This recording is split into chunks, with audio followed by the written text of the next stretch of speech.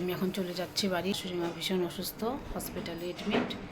তো তাই আমি এখন চলে যাচ্ছি বাবার বাড়ি থেকে।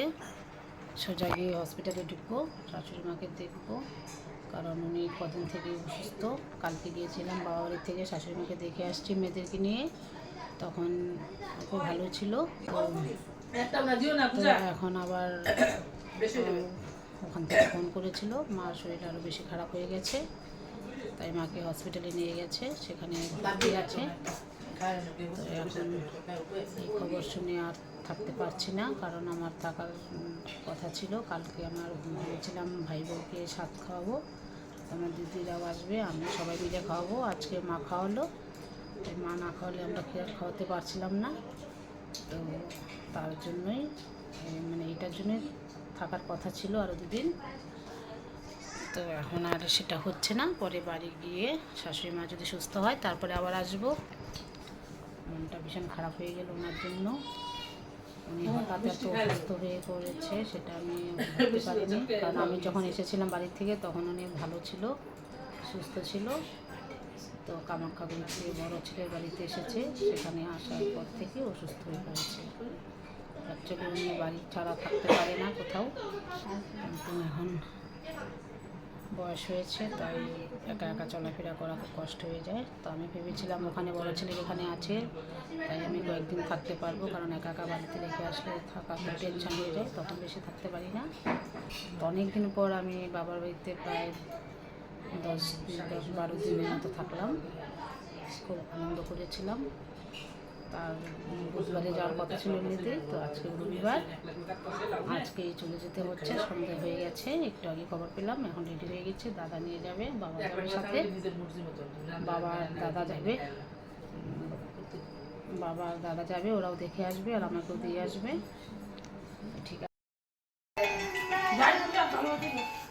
হ্যালো, হ্যাঁ, এই যে আমি এখন চলে যাচ্ছি। দিদি আসলো, দিদির শ্বশুর হসপিটালে ভর্তি, দিদির শ্বশুর, আমার শাশুড়ি সবাই হসপিটালে এডমিট। তো দিদিও এসছে শ্বশুরকে দেখতে, আমরাও যাচ্ছি। ঢুকবেই, বাবা যাচ্ছে, কবে কাঁদছো?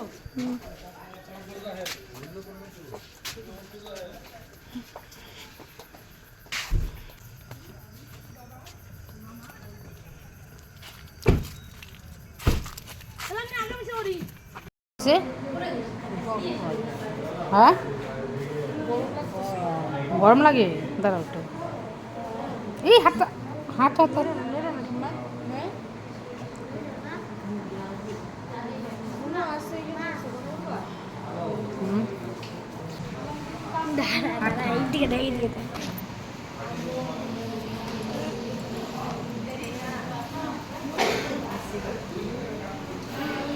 বাবা বলছে নেটটা অন করে রাখো। হ্যাঁ,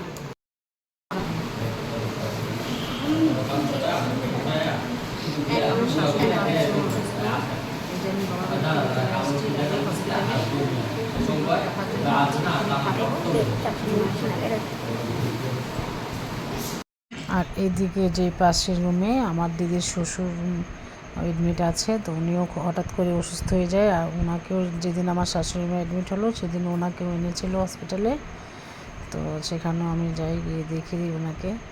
উনিও হার্টের পেশেন্ট, ওনার অনেক সমস্যা আছে, কিডনি, হার্ট। তো যে শ্বাস নিতে কষ্ট হচ্ছিল, অক্সিজেন দিল। তারপরে যে আমার বাবা, দাদা, আমার মেয়েরা সবাই আমরা চলে আসলাম ওনার রুমে ওনাকে দেখার জন্য।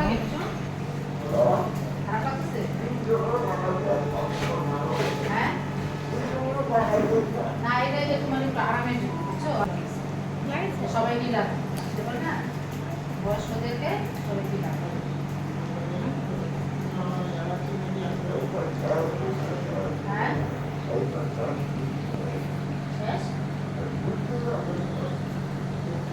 তারপরে ওনাকে ডাক্তার এসে দেখলো যে ওনার অবস্থা ভীষণ খারাপ, তাই ওনাকে এখানে আর রাখা যাবে না কামাখ্যাগুড়িতে, ওনাকে কোচবিহার রেফার করে দিল। তো সেখানে তাড়াতাড়ি করে অ্যাম্বুলেন্স ঠিক করে ওনাকে নিয়ে যাওয়া হচ্ছে কোচবিহার। তো আমরা সবাই এখানে ছিলাম, কিন্তু ভীষণ খারাপ লাগছিল। মেয়ের সমস্যা, শরীরটা হঠাৎ করে এত খারাপ হয়ে গেলো। উনি অনেক দিন থেকেই অসুস্থ ছিলেন, তো ওনাকে এখন কোচবিহার শিলা নার্সিংহোমে নিয়ে যাচ্ছে। সেখানে গিয়ে ডাক্তার দেখাবে, দেখে কি হয় সব টেস্ট করাবে, করানোর পরে ওনাকে এডমিট করবে। কিন্তু মেসোমশাই তো মনে করছে উনি বাড়িতে যাচ্ছে, ওনাকে জানানো হয়নি ওনাকে যে কোচবিহার নিয়ে যাওয়া হচ্ছে।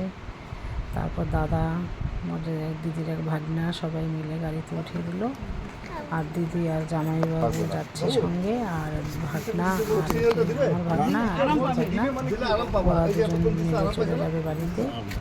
তারপরে ওদেরকে ছেড়ে ওরা চলে অ্যাম্বুলেন্স রওনা দিয়ে দিল। তারপরে আমরা আবার চলে আসি আমার শাশুড়ি মায়ের এখানে ওদেরকে যাওয়ার পর। তো আমি আজকে সন্ধ্যার সময় বাবার বাড়ি থেকে সোজা চলে আসছি হসপিটালে, বাড়িতে আর যাওয়া হয়নি। মেয়েরা আছে বড় ভাসুরের বাড়িতে, তারপরে খবর পেয়ে আমি চলে আসি। রাতে আর বাড়িতে যাওয়া হচ্ছে না, এখানেই থাকবো। ভীষণ খারাপ লাগছে ওনার জন্য। বাড়িতে আরও 2 দিন থাকার কথা ছিল, তো থাকা হলো না।